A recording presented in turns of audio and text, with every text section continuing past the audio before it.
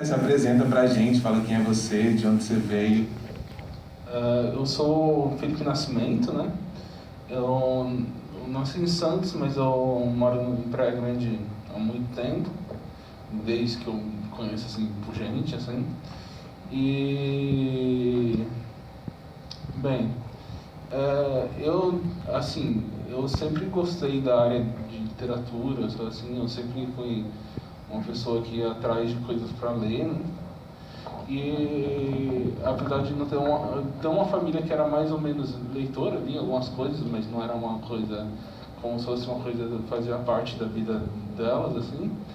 E eu fui criando assim, prazer pela leitura, até que um dia eu comecei a querer escrever e fui indo atrás dessas coisas, assim, né? Aprender a escrever, fui tentando até que eu acabei aprendendo, né? E eu assim, eu não sei muito o que dizer sobre mim, porque minha vida é basicamente isso, assim, né, sabe? E eu estou muito feliz realmente de estar aqui, porque, como eu disse antes, é bom ser reconhecido, né? E ainda mais um país que tem dificuldade de reconhecer os seus artistas e tem mais dificuldade de reconhecer os seus artistas periféricos. Então, é muito bom isso, assim. Total, eu acho que o nome, a escolha desse nome não foi por acaso, né? O nome do prêmio, ele reafirma isso, né? Maria Firmina foi a primeira escritora negra, assim, reconhecida no país que a gente tem algum escrito, né? E ela morreu no ostracismo, né? Sua obra foi reconhecida muito tempo depois, né? Então é especialmente importante nos reconhecermos enquanto ainda estamos vivos, né? E a gente conta com nós por nós para fazer isso, porque a gente sabe que do lado de fora do quilombo é guerra, né? E o nosso corpo é alvo a todo tempo. Mas é isso. Valesca, quem é você, de onde você veio e conta esse percurso aí até a literatura?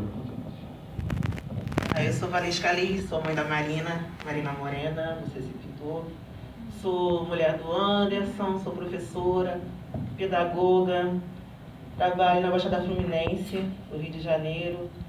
Já tem mais de 20 anos isso, eu comecei meu percurso como professora, pedagoga. Diferente do Felipe, minha família não era uma família leitora, né? Não, minha casa não se lia jornal, não tinha contato com livros. Mas a minha casa era uma casa com muitas histórias, né? Minha avó sempre contou muitas histórias da vida dela. Minha avó nunca foi à escola. E minha avó é autodidata. Ela começou a ler e escrever sozinha. Ela está ali na plateia. Minha avó Martinha.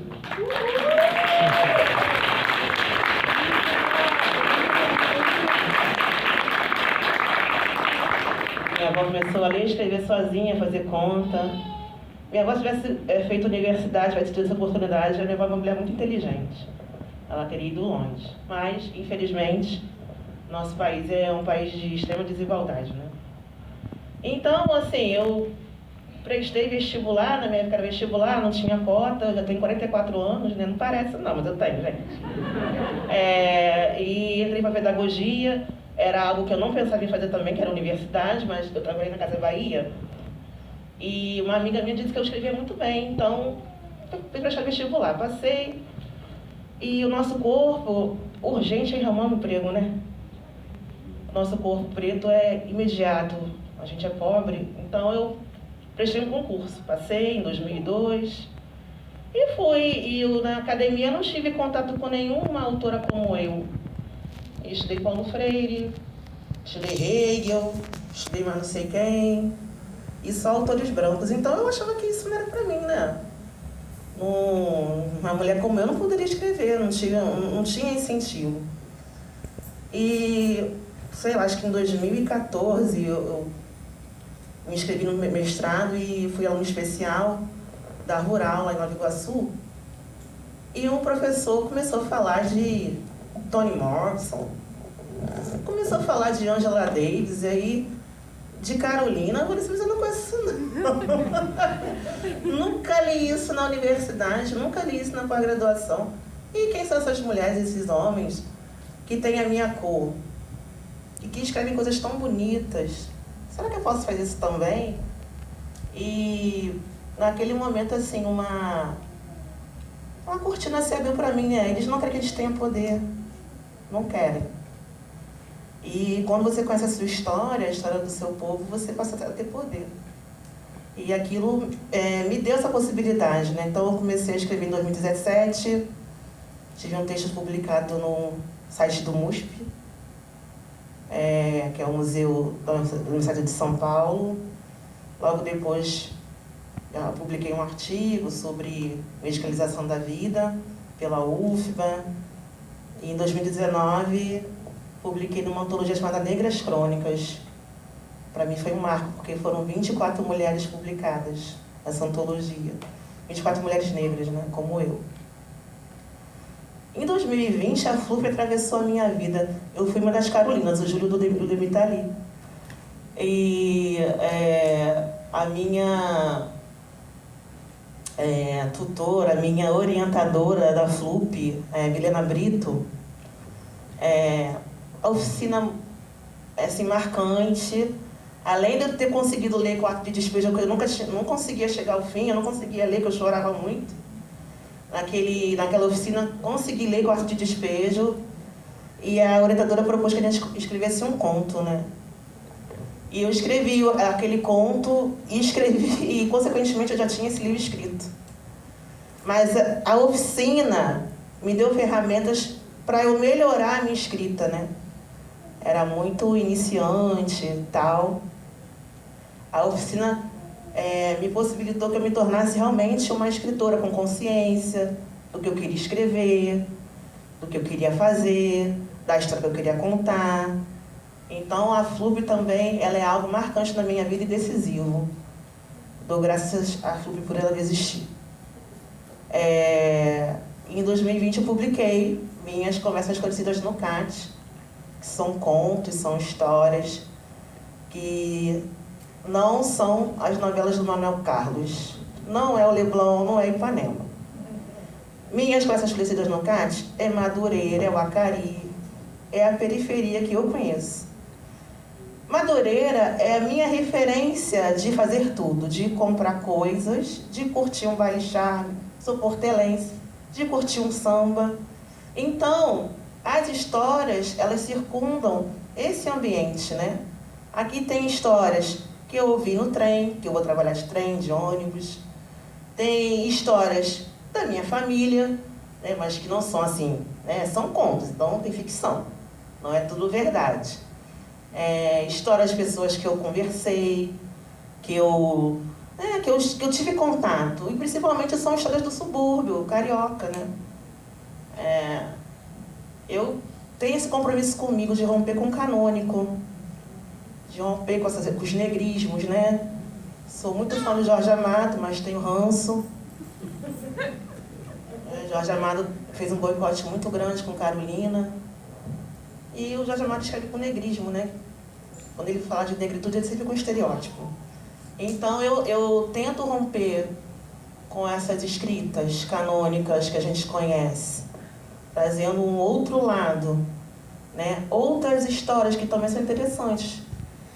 As pessoas acham porque pegam um trem, são trabalhadores braçais, que elas não têm valor. Elas têm, né? O negro não é só força, não é só isso.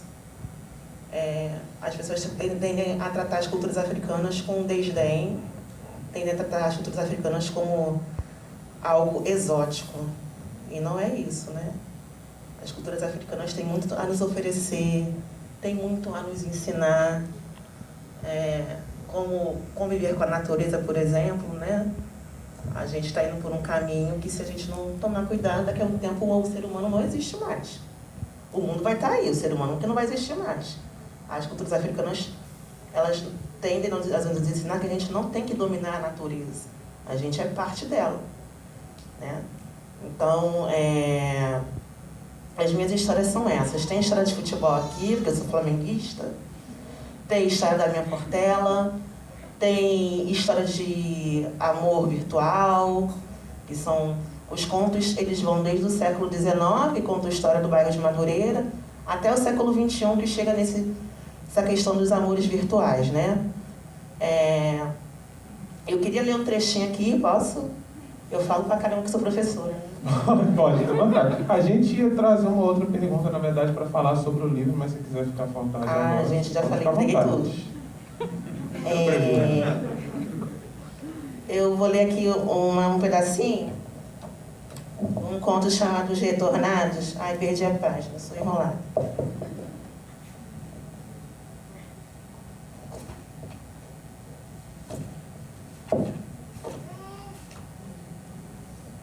Eu não sabia, mas esse conto me disseram que ele é afrofuturista, né? Eu não sabia que ele era, não. Eu vou contar assim, um pedacinho. Um pássaro de 2 cabeças se agigantou diante de nós. Sem temor, o pássaro se aproximou de mim e curvou uma das cabeças para a retaguarda e tocou o ovo que ficava em cima do meu coração. Nós havíamos retornado e chegado ao nosso destino, Sankofa. Neste movimento, vi papagaios voarem em verde e amarelo. Sua voz alta se transformou num lindo eco. Vislumbrou o céu vasto de cristal, tinto de arco-íris, uma infinidade de cores catleias, orquídeas azuis e roxas, árvores afora muitas. Os rios e mares brilhavam à luz. Ali, as gentes se esqueciam e ficavam numa admiração tão pasmada que era mais forte que o juízo. O espírito de equilíbrio com a comunidade se manifestava. O menino se riu para a mãe, na alegria de tudo, e ponderou: nunca é tarde para voltar e pegar aquilo que ficou atrás. Sankofa, gente.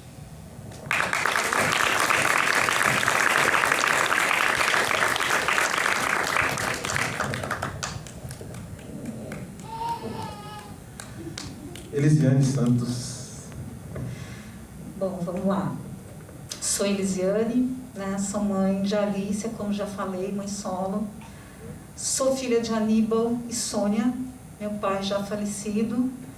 É uma família de 6 irmãos, eu sou a quinta, né? Segunda mais nova. É uma família que vem de uma realidade de, né, bastante luta, bastante dificuldade. Do Rio Grande do Sul, né, um estado marcado profundamente pelo racismo, né, aquele racismo explícito, assim, por conta de uma colonização, uma migração, né, europeia assim, muito forte. Então, posso dizer assim que na minha infância, né, eu fui uma das crianças negras nesse lugar, né, que passou por situações de muita violência e também de trabalho, né? E também de trabalho infantil, assim como a nossa família vem de uma história de trabalho infantil, né? A minha mãe sempre conta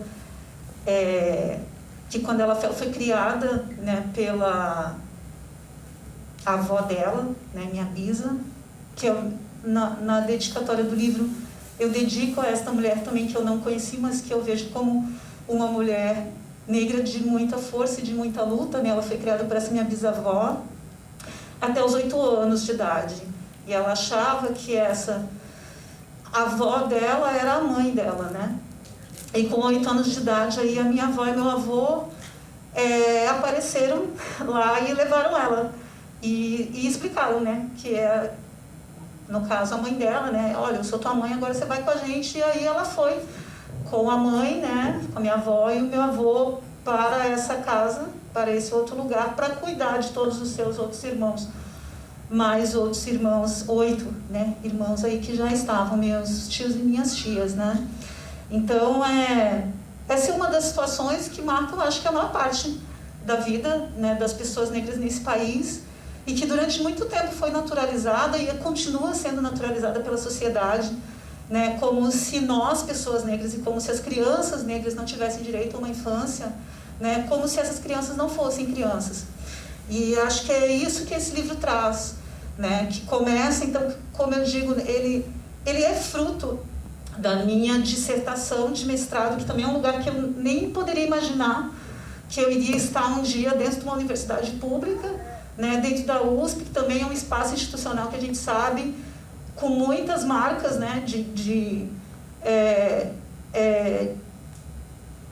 que a gente precisa enfrentar, né, de solidão negra dentro do espaço, de produzir pesquisa também, né, que trate desses temas, ainda mais na área jurídica. Eu sou da área jurídica, né, fiz direito, me formei em direito, e não imaginava que eu iria estar ali nesse mestrado e desenvolver essa pesquisa, né, com um tema que já vem lá desde todo o início dessa história, né. E eu queria, assim, marcar também nessa história, que a gente sabe que é a história de maior parte de nós, ou infelizmente nem é da maior parte de nós, é de uma parcela de nós, porque muitos de nós não conseguem sequer ainda, né, chegar, ter os seus direitos fundamentais garantidos, né, o direito ao estudo, inclusive, garantido, mas a gente vem conseguindo um pouco transformar isso com ações afirmativas, né. A gente não é ainda dessa época das ações afirmativas na universidade, mas nessa família de 6 irmãos, eu fui a segunda da família a concluir o curso universitário. A minha irmã, que está aqui na plateia, também foi a primeira de nós, né? Eu acho até que se eu falar, ela vai se emocionar, mas ela foi a primeira de nós que conseguiu fazer uma faculdade a duras penas, e acho que esse também foi um início de um processo de transformação, né? De conseguir romper ali com diferentes gerações de opressão, né, de dor, de violência, de não estar, de não conseguir chegar nesses espaços. E eu acho que, ao mesmo tempo que o livro traz essa reflexão sobre como o racismo estrutura, né, a naturalização dessa violência, que é uma das tantas violências que as infâncias negras no Brasil passam, né, que é o trabalho infantil, e que mata também, né. Nós temos, antes de ontem, há 2 dias atrás, nós tivemos aí a morte de um adolescente negro que estava trabalhando, fazendo entrega, né, serviço de entrega de aplicativo, atropelado em São Paulo, um menino com 17 anos, e a imprensa divulga e vem divulgando, né, ciclista foi atropelado, quer dizer, continua a invisibilidade de todo o contexto, né, de toda a violência estrutural que está por trás dessa perversidade, que tem sim uma responsabilidade ali de um condutor que provoca o atropelamento, mas por que esse menino com 17 anos estava na rua de madrugada, numa atividade perigosa, né, numa condição em que ele não é visto como um adolescente, que é uma criança que tem uma proteção legal, né? A gente tem uma legislação que protege e assegura a proteção integral às crianças e adolescentes do nosso país. Só que essa proteção, ela só é ainda garantida e assegurada a uma parcela das infâncias brasileiras, né? Então, acho que com o resultado dessa pesquisa, que é só um início de caminho, né, a gente consegue desvelar essas questões estruturais, acho que consegue contribuir para o enfrentamento ao trabalho infantil e para o combate ao racismo no nosso país. E também trazer um olhar de esperançar, né? De esperançar, assim, trazendo Paulo Freire, que mesmo com toda essa dor, essa opressão, essa realidade cruel, essa realidade de genocídio, a gente estar aqui é um símbolo também de que a gente pode transformar, né? Que a gente vai reescrever essa história, que a gente vai conseguir mudar essa realidade. Acho que a FLUP é um espaço que nos traz muito isso, né? O Júlio está aqui também deixar meu abraço e a satisfação, assim, a emoção também de estar recebendo essa premiação aqui nesse espaço, né? Que é um espaço que também já tem uma história, assim, já passou pela minha vida em outros contextos. Então, acho que é isso, assim, de forma geral. Fico feliz, como disse, ao mesmo tempo não posso, assim, celebrar como obra, né, o conteúdo do ponto de vista do que traz nele, porque é aquela mancha de sangue que você falou no início da poesia, né, mas é uma mancha de sangue para a gente enxergar uma realidade para construir um mundo melhor. Acho que era isso que eu queria falar para vocês. Muito obrigada.